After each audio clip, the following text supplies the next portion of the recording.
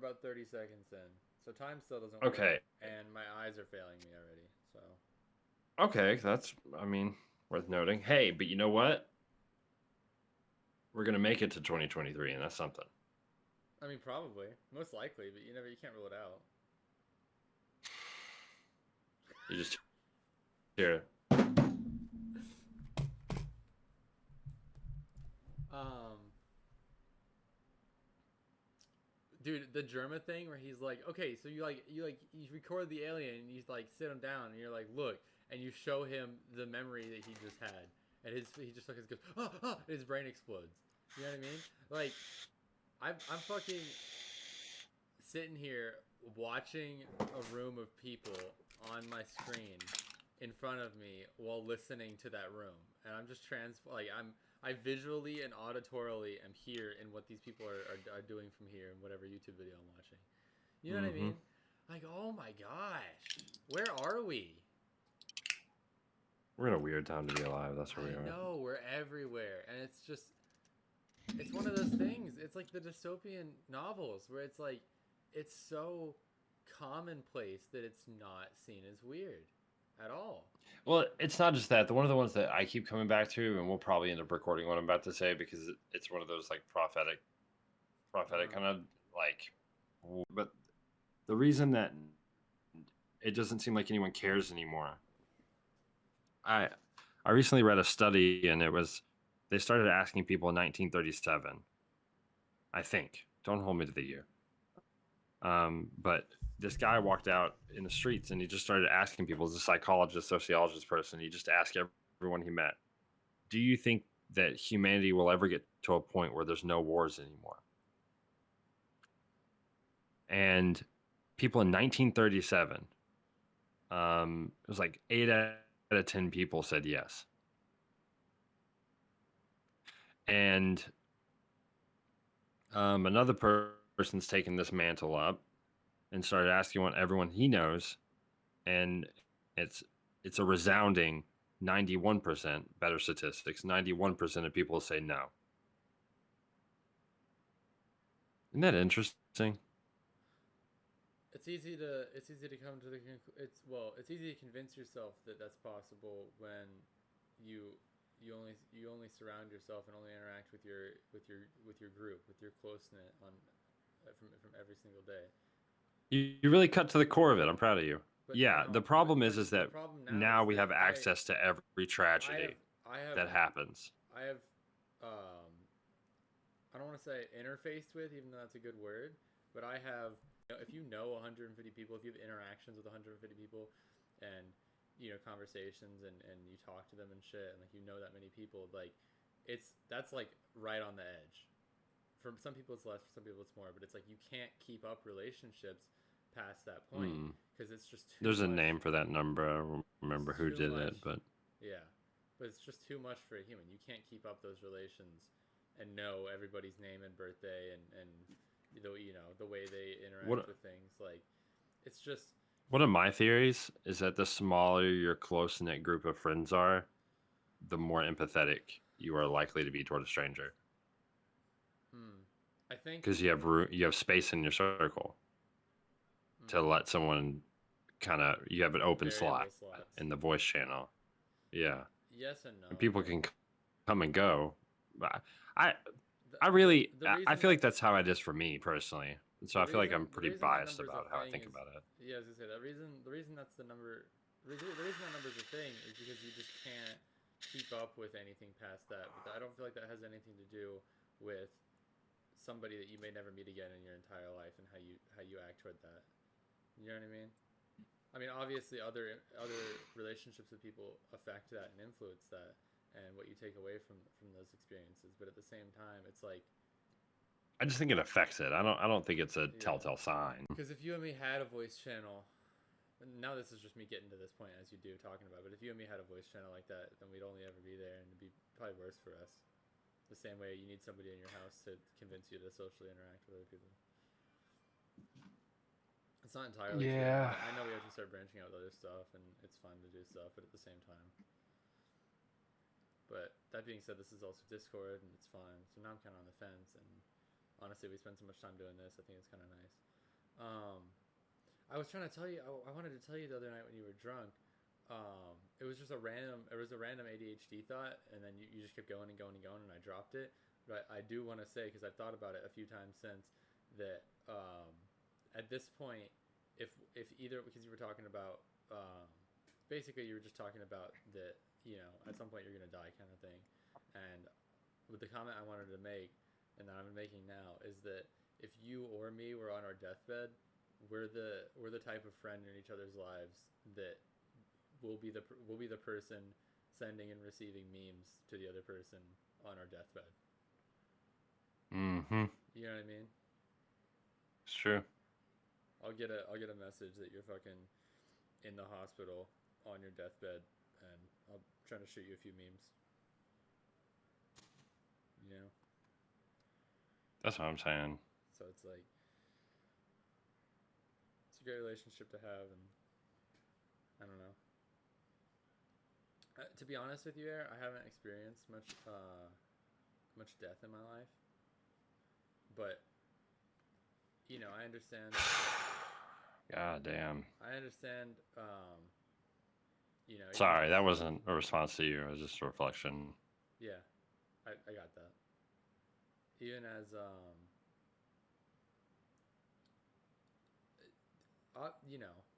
basically the two main things about it is just that obviously it's important to grieve.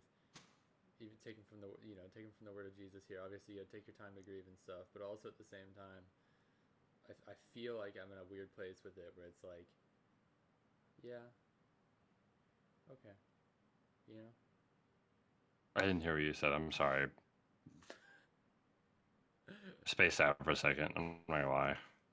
What did you say? I'm very interested in what you said. Sorry, I didn't mean for that to be. Can you just tell me what you said? No, this is me you're talking to. Okay, look. I'm expecting the same.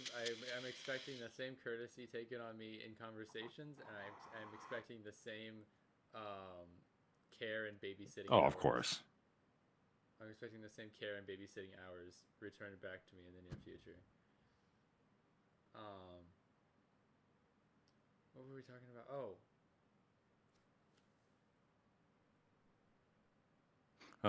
just death.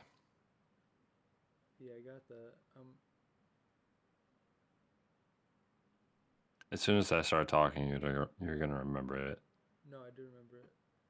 Making sure the TV's on in the Well, room because it sounded quiet. Basically, just even as far as Jesus says with his shit, it's just like you got to take your time to grieve. You know what I mean? It's an important step. You can't just act like that's not a thing. That's not, you can't do that to yourself. You know what I mean? You got to take your sec, but also you would be shocked. Yeah, but also I'm in a weird The place. longer you wait, the worse it is. That's what I said. That's what I just said. Mm-hmm. No, yeah, I'm just echoing. Okay. Yeah. I wasn't trying to bring anything new to that. No, your first comment sounded it was in direct conflict with what I said. I'm with you. But the reflections. But the second part to that is that I feel like I'm also at a place with death now where I'm like, yeah, okay. And that's. Can I tell you something that I don't want to be off-putting? Yeah. And or rude in any kind of way? Yeah. Or dismissive at all? Yeah. I don't believe you. Yeah. I don't know if and that's okay. I don't know if I believe me, but the fucked up part is I don't know. I haven't gotten to a point where I believe myself either. So yeah, I don't know if I take that however you want to. I don't know if I believe myself. It's tough, You may never get to a point where you believe yourself till you're there, I will say to some degree, that's true. Whether it be a very small degree or not, I have some sort of a, an ending outlook on it where it's like, okay. Well, it's like that that one guy's song, like I don't know what's coming up, I don't know what blah blah blah. But what I do know is that somewhere in those last couple hours, those last moments, you're gonna be okay. Mm-hmm. I do wholeheartedly believe that. Oh, I've seen it. I'm not just talking about my death here. Maybe that's where this conflict. I I'm know. talking about other people. Okay.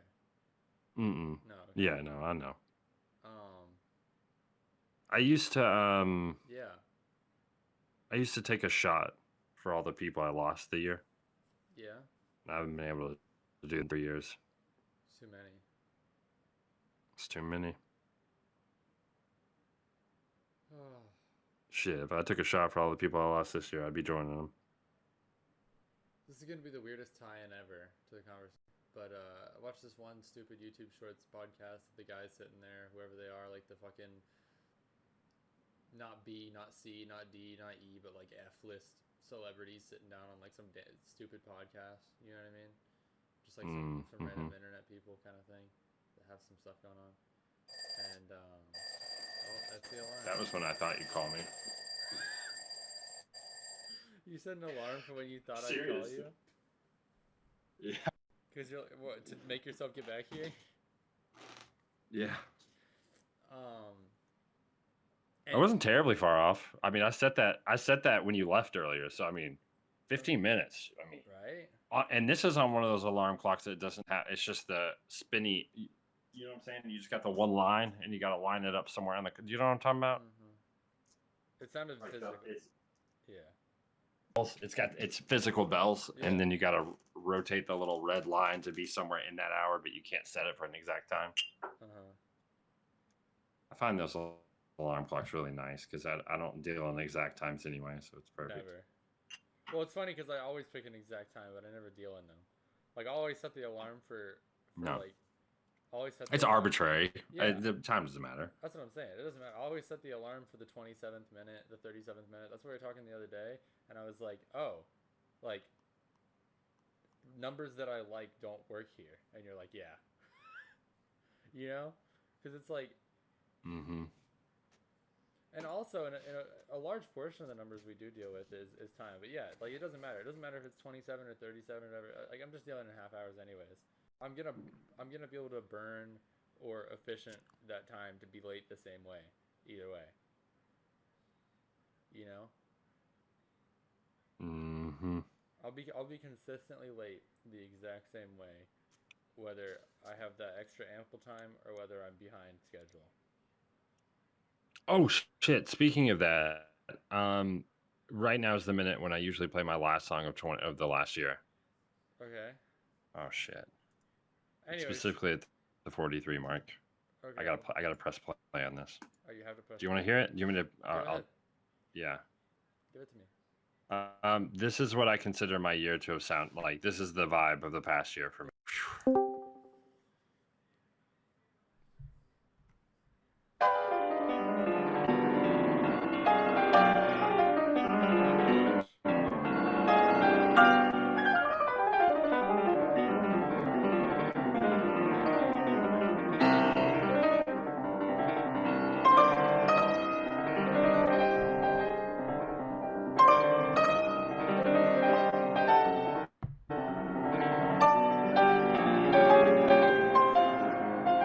What I love about this song is that it's called The Revolutionary Etude by Chopin. And every time that theme comes back, it's a little quieter, it's a little bit more distorted, it's a little off time. It's as the war goes on, you forget what you're fighting for in the first place. That's the idea. But it always starts off strong.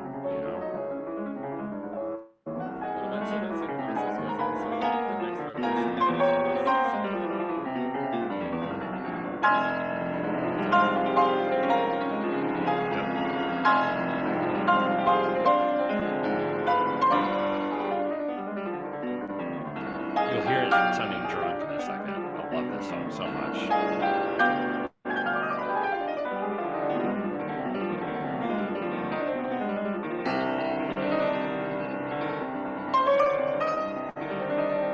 Makes you zone out.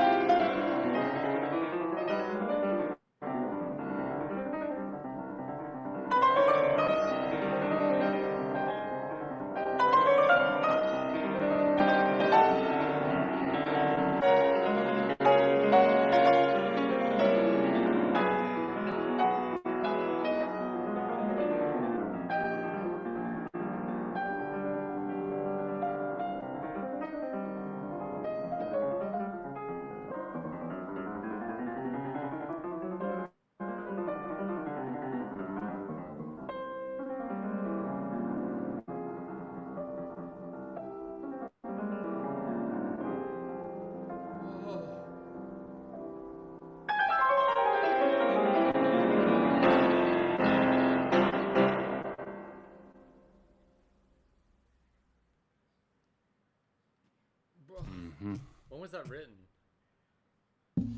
Oh shit, bro. When was that written? 1800.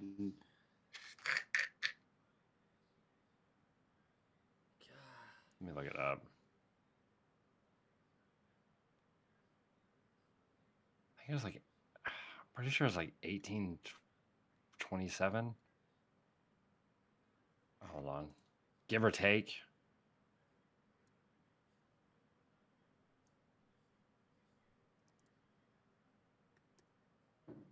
1831. Oh. Chopin's Furioso C minor etude has become famous as the Revolutionary Etude, according to unsubstantiated legend. The composer wrote it in September of 1831 when news of the crushing of the Polish uprising and the capture of Warsaw by the Russian army began to spread. Would you say 1831? Mm-hmm. I knew it had to deal with because Chopin was Polish, but he didn't live in Poland, and Russia invaded Poland in his lifetime. I didn't know the years, but he wrote this as a response to that, as the legend goes, because Poland had launched a very large uprising against Russia because they were semi-occupied at the time, because everyone fucking occupies Poland because it's the last valley. Poland's surrounded by the Swiss Alps and mountains, and they're the last valley before the chokehold of Europe. And so if you're Russia, you really want to defend that chokehold. It's a lot easier to hold the choke than it is to hold in the big valley. And so everyone fights over this valley. I mean, it's Poland. Everyone fights over Poland. I mean, even Germany understood the importance of holding Poland. That's why they walked into them first during World War II and World War I. And everyone rapes Poland. That's just how it is. I would like to contrast that with something. That being said, real quick, the thing I was gonna say is that basically just that back to our conversation earlier about death. I started thinking about generations, and my weird tie-in was that basically they were talking about how the city had a problem with rats, and that the fucking whoever this leader guy that is in charge of shit in the city was. I'm so horrible with specifics. He says, before I'm so sorry to interrupt you. Before I gotta mention also that this was it was written during Poland's uprising, but the uprising failed. And the last two chords that he ends the song on are the first two chords of the Russian national anthem. "Oh, that's so interesting." Yeah, and it was the whole thing of like, we're fighting, let's do it, and then it just gets drunken and falls apart and trips over itself. The whole melody, the whole line just trips and forgets what it was doing in the first place, and then it just falls back into the groove again. Yeah, and I picked that song because it's That's what happens. relevant in a literal sense, and relevant in a figurative sense, and relevant to me and the world as a whole. So that's what I picked for last year. It's just on the line, and it peeks up out of it, and it drops back into the line. You know what I mean? What's the one? Mm-hmm. I've disproven it to myself since, but it still holds some truth in it, and I think it's a good path to follow for a while. At the age I was at, the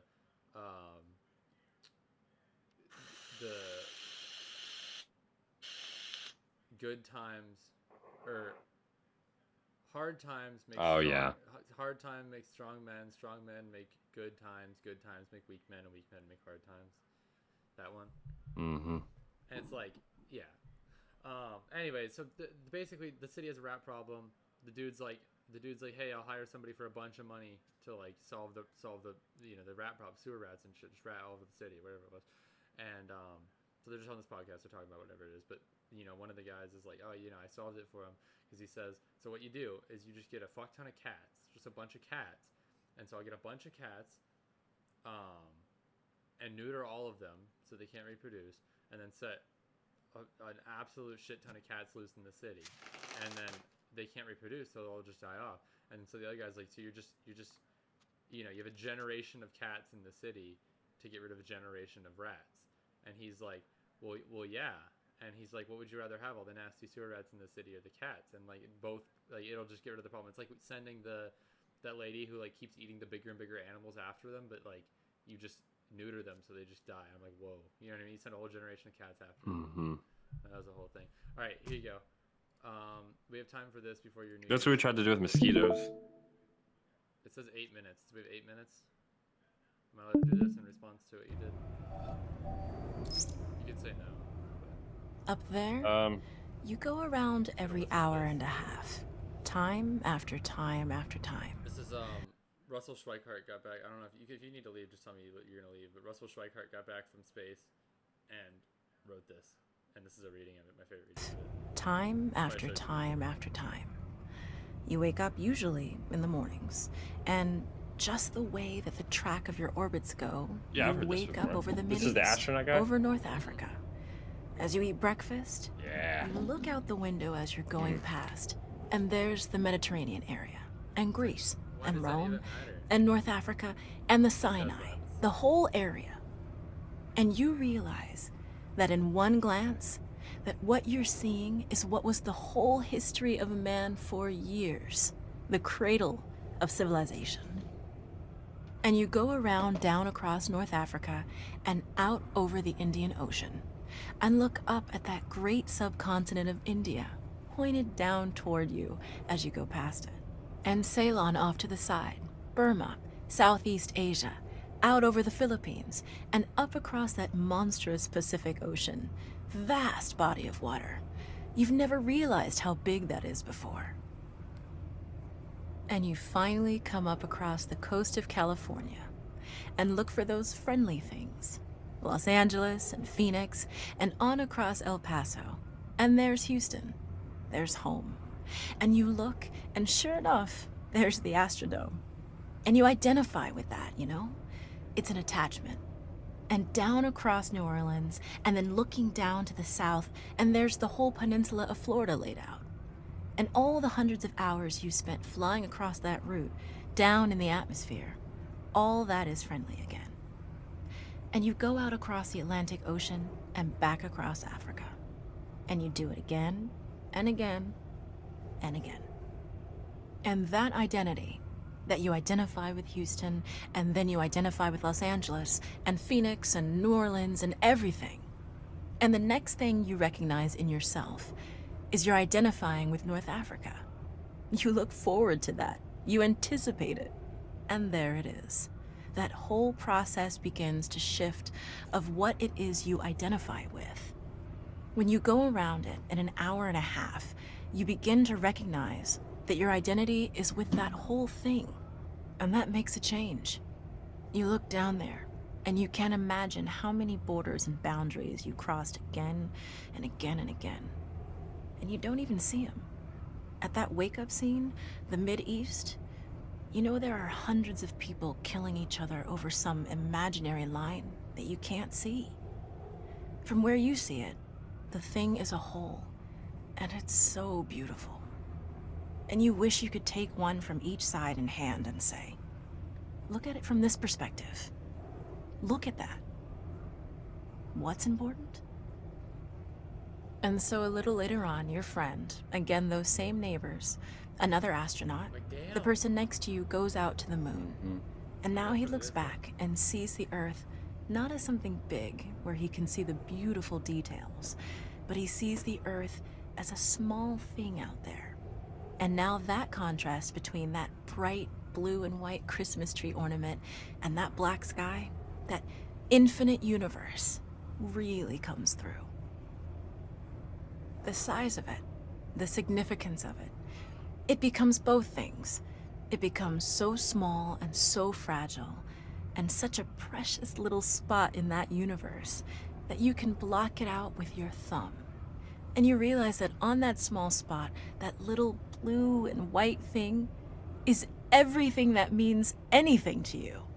All of history and music and poetry and art and war and death and birth and love, tears, joy, games, all of it is on that little spot out there that you can cover with your thumb.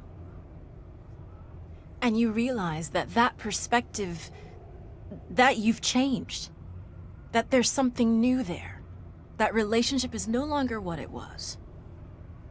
And then you look back on the time when you were outside on that EVA and those few moments that you had the time because the camera malfunctioned, that you had the time to think about what was happening. And you recall staring out there at the spectacle that went before your eyes. Because now, you're no longer inside something with a window looking out at a picture. But now you're out there, and what you've got around your head is a goldfish bowl, and there are no limits here. There are no frames. There are no boundaries. You're really out there, over it, floating, going 25,000 miles per hour, ripping through space, a vacuum, and there's not a sound. There's a silence, the depth of which you've never experienced before. And that silence contrasts so markedly with the scenery and the speed with which you know you're going. That contrast, the mix of those two things, really comes through. And you think about what you're experiencing and why. Do you deserve this? This fantastic experience? Have you earned this in some way? Are you separated out to be touched by God to have some special experience here that other men cannot have? You know the answer to that is no. There's nothing that you've done that deserves that earned that. It's not a special thing for you. You know very well at that moment, and it comes through to you so powerfully, that you're the sensing element for man.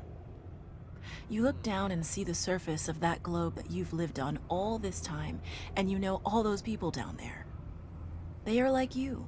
They are you. And somehow you represent them when you are up there. A sensing element. That point out on the end. And that's a humbling feeling. It's a feeling that says you have a responsibility. It's not for yourself. The eye that doesn't see does not do justice to the body. That's why it's there. That's why you're out there. And somehow you recognize that you're a piece of this total life. You're out on that forefront and you have to bring that back somehow. And that becomes a rather special responsibility. It tells you something about your relationship with this thing we call life. And when you come back, there's a difference in that world now. There's a difference in that relationship between you and that planet, and you and all those other forms of life on that planet, because you've had that kind of experience. It's a difference, and it's so precious. And all through this, I've used the word you because it's not me. It's not Dave Scott. It's not Dick Gordon, Pete Conrad, John Glenn. It's you. It's us. It's we. It's life. It's had that experience. And it's not just my problem to integrate. It's not my challenge to integrate, my joy to integrate. It's yours. It's everybody's. Russell Schweikart, 1975. Happy New Year's, dog. Oh, yeah. The timing. Hell yeah. Oh, Turned 30 this year, dog. humanity as a whole. Yeah. Nice squeak. I ran that fucking fireball 30 times. I know.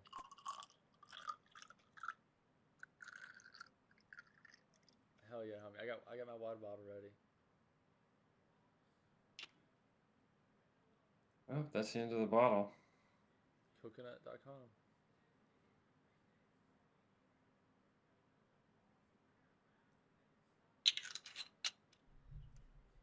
Hopefully you can hear it if I slam it against my mic.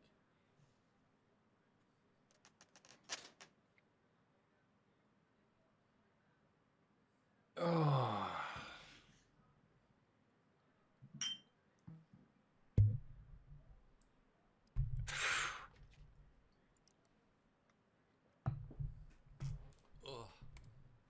And now I play the song I hope the New Year's like. Okay.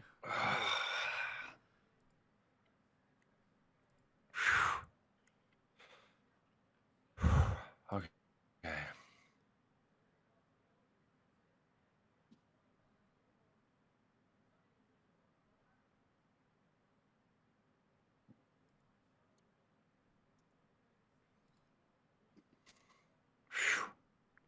Damn, it was a double shot.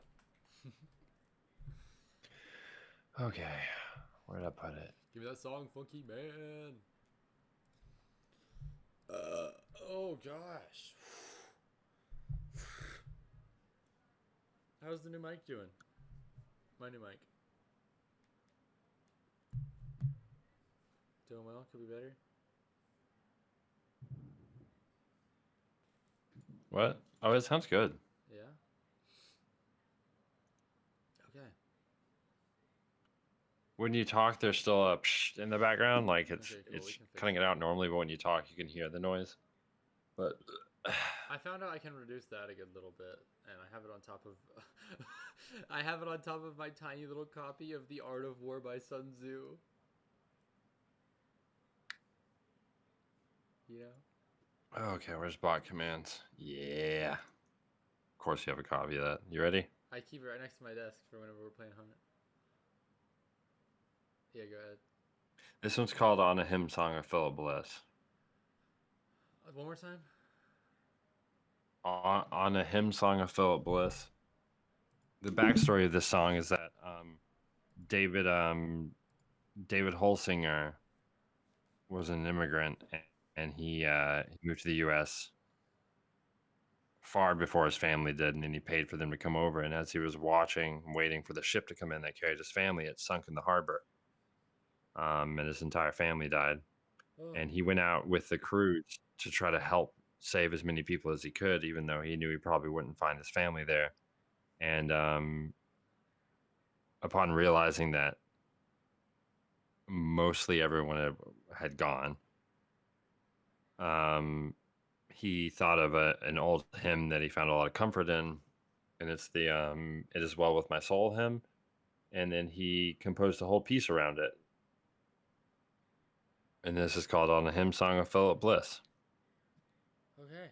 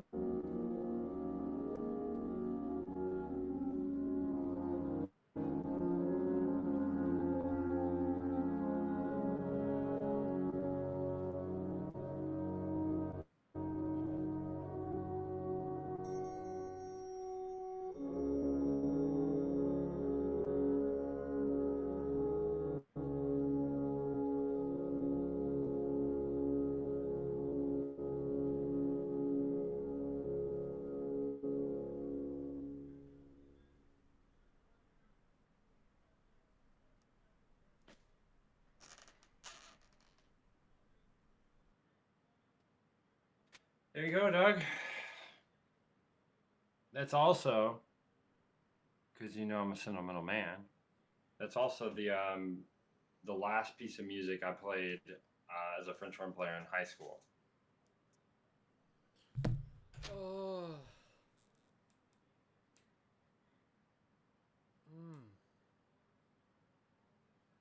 Man, I know I always bring it up, but listening to that, looking at my computer background, like, damn, these fucking humans, dog. You know?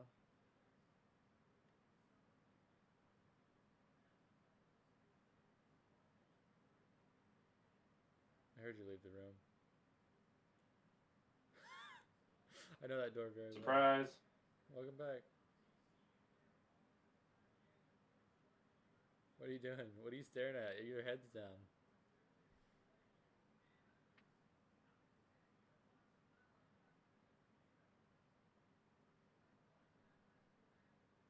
He's tying his shoelaces over there.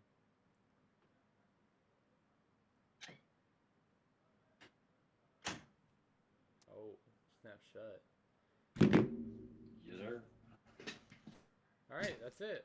Went to check on the cat because there's fireworks everywhere. Is that the end of our Spooked. is that the end of our New Year's conversation? Jesus. Man, needs to chill out over here. I'm gonna leave my door open so that way she can come. Oh, the cat.